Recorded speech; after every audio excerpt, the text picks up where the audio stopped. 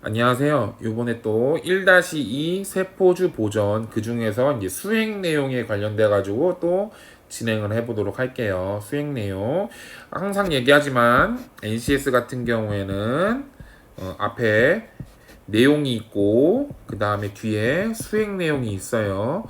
수행 내용을까지 다 하면 그 해당하는 파트를 우리가 다 이해했다. 우리가 그만큼의 능력이 생겼다라는 걸 뜻한다고 얘기했죠. 기억을 해야 해요.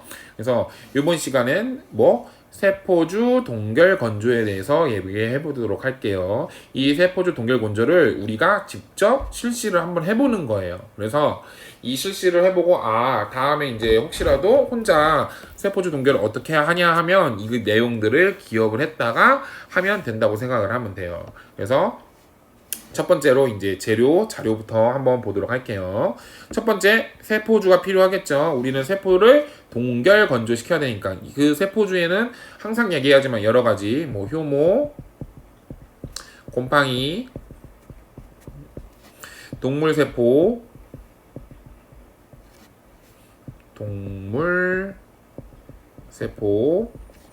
식물세포 등등등이 다 세포주라고 했죠. 그래서 세포주 1ml 튜브, 여기서 1ml 튜브는 어떤 거냐면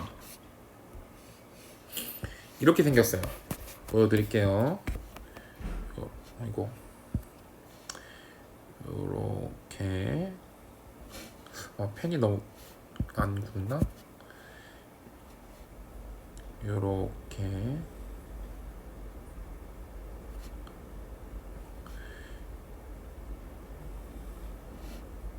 이런 식으로 튜브가 있고 여기에 뚜껑이 있다고 생각하면 돼요. 여기 뚜껑이 이렇게 달려 있어요.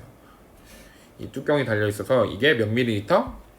1ml 튜브. 이 1ml 튜브 안에다가 이 1ml 튜브 안에다가 여기다가 요곳에다가 세포주를 이렇게 채우는 거라고 생각을 하면 돼요. 아시겠죠? 그리고 우리 항상 얘기했지만 저번 시간에도 얘기했지만 항상은 아니지. 저번 시간에 얘기했지. 죄송해요. 이 동결 건조를 할 때에는 뭐가 들어간다? 50% 글리세롤이 들어간다라고 얘기를 했어요. 그리고 유성펜, 투명 실링 테이프, 유리 앰플이 있고 그리고 장비로는 클린 배치, 마이너스 70도씨, 초저온 냉동고, 동결 건조기, 가스 토치 등이 있다라고 얘기해요. 그리고 이 세포주 동결 건조를 하기 위해서는 안전상 유의사항이 있어야 되는데 한번 보도록 할게요. 첫 번째 안전사항 세포주를 보관 방법으로는 오염이 되지 않아야 돼요. 항상 얘기하지만 얘는 오염이 되지 않아야 돼요. 그래서 교차 오염에 철저히 대비해야 하는 거죠. 그래서 우리가 혹시라도 세포주를 옮길 게 계대 배양이 된 거를 옮겨가지고 이 1ml 튜브 안에 넣을 때 이렇게 오염이 되지 않게 항상 유의를 해야 한다는 거죠. 그리고 마이너스 70도씨 초저온 냉동고에 접촉 시 반드시 어떤 거? 동상용 방지 장갑을 사용해야 한다. 동상용 방지 장갑. 우리가 냉장고 자체가 너무 차갑기 때문에 맨손으로 이걸 만지면 동상을 걸릴 수 있어요. 동상이. 그래서 이 동상용 방지 장갑을 사용해야 한다라고 생각을 하면 되고, 그리고 세 번째로는 동결 건조기를 사용 시에는 기기에 대한 작동 원리 및 기본 정보를 충분히 습득해야 한다. 이거 같은 경우에는 아래에서 이제 설명을 할 텐데, 동결 건조기 같은 경우에는 우리가 그냥 냉장고가 아니라 아까도 저번 시간에도 얘기했지만 압력을 시켜서 그 압력된 거를 어떻게 승화까지 시켜 그 안에 있는 물기를 고체에서 기체로 액체로 되어 있던 거를 기체로 한꺼번에 날려버리는 그런 작용을 한다고 생각을 하면 돼요. 그래서 이 작동 방법 자체가 어려울 수가 있는 거죠. 그걸 생각해서 이번 시간에 잘 한번 해보도록 하죠. 말이 너무 까른가?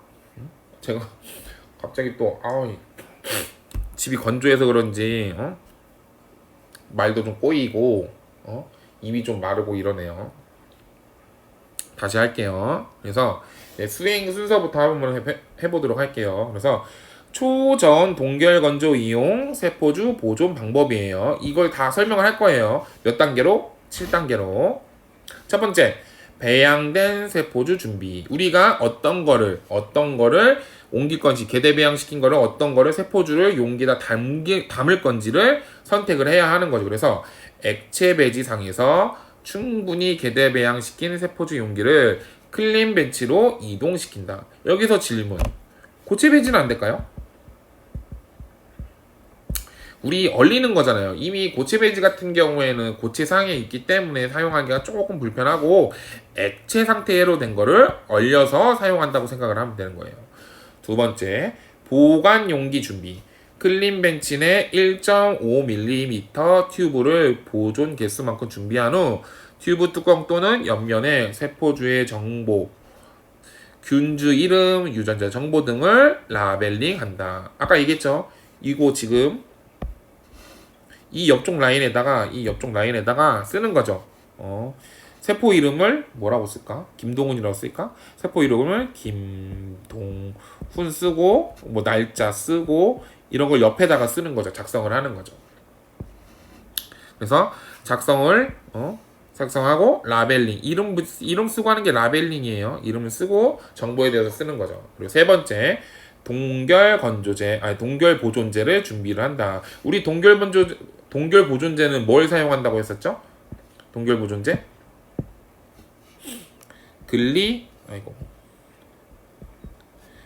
글리세롤을 사용한다고 했었죠. 몇 퍼센트 글리세롤? 50% 글리세롤을 사용한다고 했었죠. 그래서 50% 글리세롤을 준비를 하는 거죠. 그래서 각각 튜브에 멸균된 50% 글리세롤 용액을 500 마이크로리터씩 넣는다. 여기서 질문. 지금 우리 용기가 지금 몇 밀리리터? 앞에서 얘기했지만 몇 밀리리터? 1.5 밀리리터래요. 맞죠? 여기 어디 있잖아. 1.5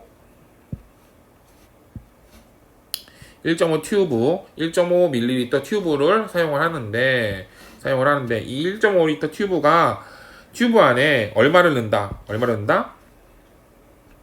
여기가 아니지. 글리세롤 50% 글리세롤 500 마이크로리터씩 넣는다. 500 마이크로리터씩 넣는다. 근데 지금 단위가 다르잖아요. 생각을 해야 그럼 뭘까? 우리 이걸 기억해야 돼요. 1000 마이크로 죄송해요. 1000 마이크로리터가 얼마다? 1ml다 라고 생각을 하면 돼요. 그럼 봐. 500 마이크로리터는 몇 리터가 될까? 0.5ml가 되는 거죠. 아시겠죠? 그래서 다르게 쓰면 이거는 500 마이크로리터가 아니라 얼마? 0.5ml가 되는 거죠. 0.5. 계속 진행할게요. 그리고 동결 보존제와 세포주 배양액 혼합 볼게요. 상기 튜브의 액체 배양액에 얼마? 500 마이크로리터. 얼마라고? 0.5ml씩 넣어준 후 피펫을 이용해 파이페팅으로 잘 혼합시켜 준다라고 해요. 지금 이게 지금 얼마씩 넣었어요? 지금 글리세롤을 0.5ml, 액체 배양액을 얼마? 0.5ml. 다르게 얘기하면 500 마이크로리터, 다르게 얘기하면 액체 배양액 500 마이크로리터를 넣는다고 했어요. 볼게요. 다시 여기다가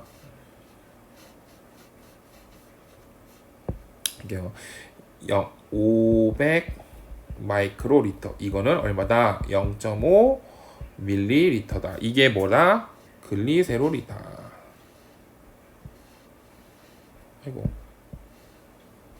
왜 이러지?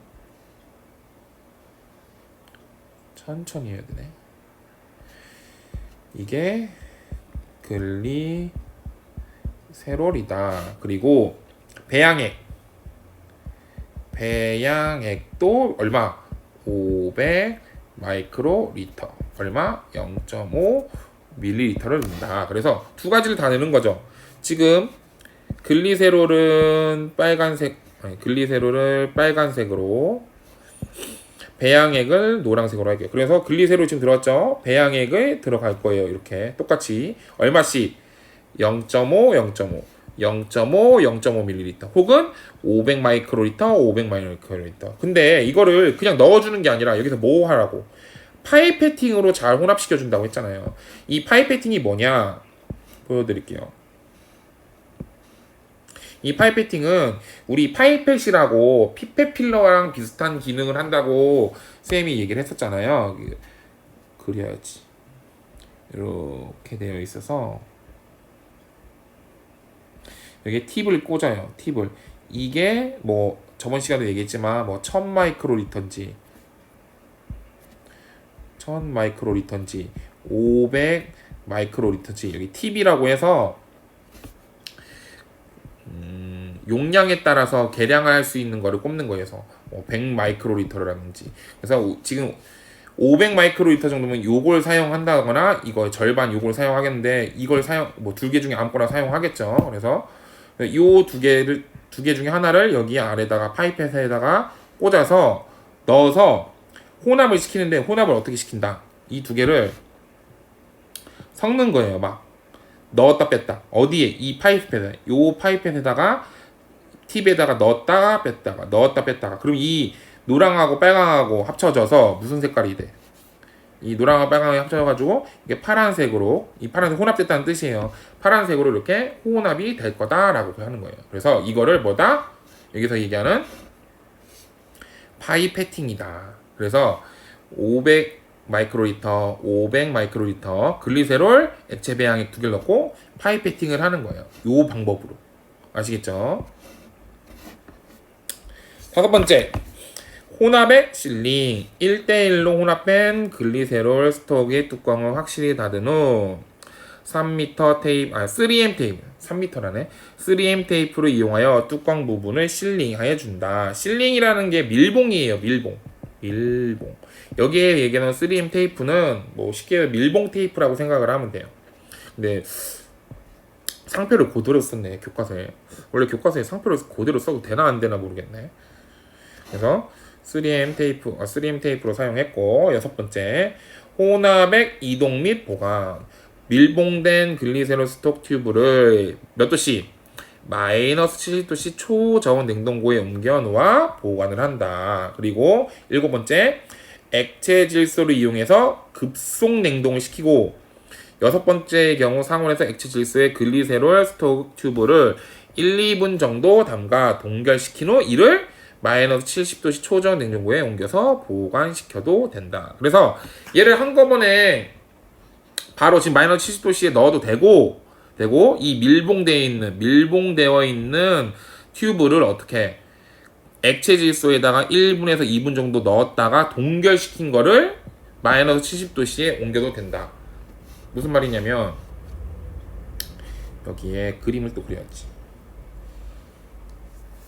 그림에 여기에 액체 질소가 담겨 있어요. 액체 질소 손 넣으면 안 돼요. 죽어요. 죽진 않겠지만 엄청 얼다 못해 화상을 입을 거고 많이 다칠 거예요. 그러면 안 돼요. 그리고 이렇게 이거를 어디에? 여기에다가 한 2분 정도 넣었다가 1, 2분 정도 넣었다가 빼서 이거를 어디에다가 마이너스 70도씨 냉장고에다 넣어도 된다라고 얘기를 하는 거예요. 아니면 그냥 바로 액체 질소에 넣는 게 아니라 그냥 바로 냉장고에다가 동결 건조 뭐 냉장고에다가 위에서 바라보는 모양으로 그렸어야 되나? 뭐 이런 식으로.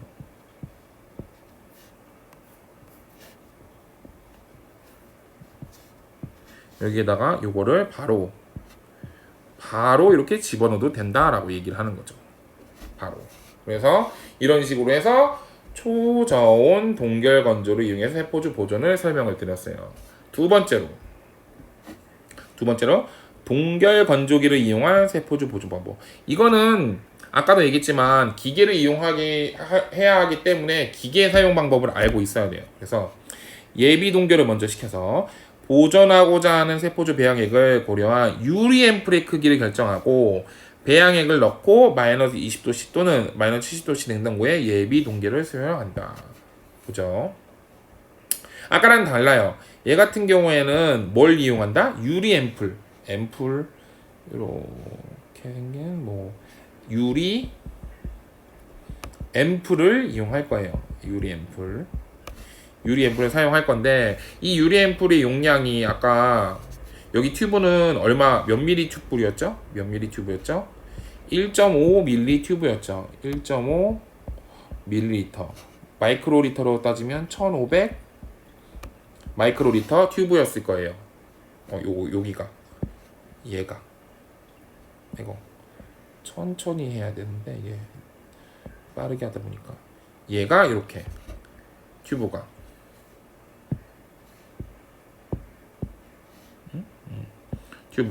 근데 이제 유리 앰플도 마찬가지로 얼마만큼을 배양액을 넣어야 될지 모르니까 그거에 따라서 유리 앰플 크기를 결정한다라고 얘기를 하면 돼요. 그래서 결정을 했으면 1차적으로 건조를 시키는데 상기 앰플을 동결 건조기에 넣고 1차 건조를 수행하여 동결된 세포주 배양액으로부터 수분을 승화시켜 과정을 수행한다. 아까 얘기했죠? 날리는 거예요. 바로 승화시켜서 그리고 추가 수분을 제거하고 상기 과정에서 덜 제거된 수분을 추가로 제거시킨 후 2차 건조를 수행하고 마지막으로 세포주 보관을 어떻게 한다 하는데 이게 수분이 완전히 제거되면 앰플을 뭐로 이용해서 가스 토치를 이용해서 유리잖아요. 우리가 지금 이거 처음에 내가 구멍을 아예 막아놨네. 막아놓으면 안 돼요. 이 상태에서 어디에다가 토치를 이용해서 가스 토치 알콜 램프처럼 그려도 될까? 알콜 램프 이렇게 심지 파랑색 그래서 얘를 어디에 여기 불에 넣어서 지글지글 빨간색으로 불에 넣어서 지글지글 여기에는 그게 들어있어야지. 그 세포주가 들어있어야죠. 세포주를 넣어서 지글지글 그냥 녹인다고 해야지. 녹여서 이걸 녹이면 어떻게 얘가 이렇게 밀봉이 이렇게 되겠죠. 밀봉된 상태로 이제 보관을 하는 거죠. 그래서 유리 앰플 같은 경우에는 저번 시간에 얘기했죠. 유리 앰플을 사용할 때는 어떻게 여기를 그 흠집을 내서 깨트려서 사용한다고 했었잖아요. 똑각 깨트려서. 그래서 이 동결 건조기 같은 경우에는 이제 예비 동결을 통해서 수분을 날려서 사용을 한다라고 생각을 하면 돼요. 그래서 우리가 알아야 될 거 두 가지 얘기했죠. 어떤 거 초전 동결 건조 이용하는 거랑 그냥 동결 건조기 이용하는 거랑 이 두 가지에 대해서 얘기했고 이 수행 내용도 요번 시간에 다 얘기를 했어요. 그래서 우리가 그냥 여기 나와 있는 NCS에 나와 있는 내용을 쭉 따라하기만 하면 돼요. 쭉 따라하면 우리가 그거를 할 수 있는 수행 능력이 생긴다라고 생각을 하면 되는 거죠. 아시겠죠? 이상 수고하셨고요. 다음 시간에도 또 뵐게요. 감사합니다.